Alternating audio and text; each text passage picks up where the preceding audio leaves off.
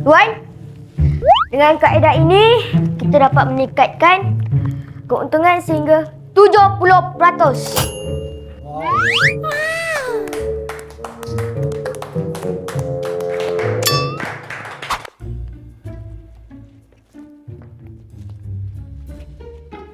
Bos, Bos, Kenapa anak kamu yang present? sebenarnya bos, saya tak berapa sihat. Saya kena buasir.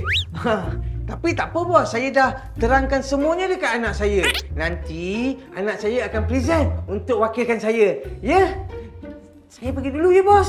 Ya, Opai. Ya.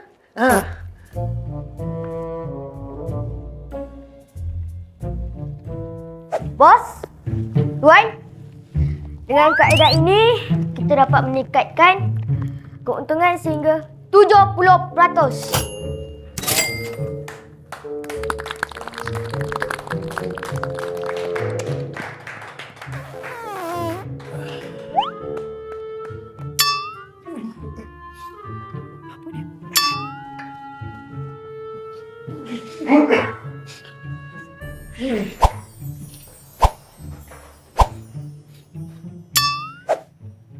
Opai.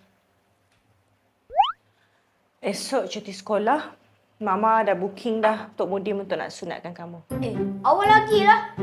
Alah Mama, awal lagi lah Mama. Apa benda awal ya? Dah waktu sunat, sunat je lah. Tak nak. Jangan mengada. Kena sunat. Muktamad.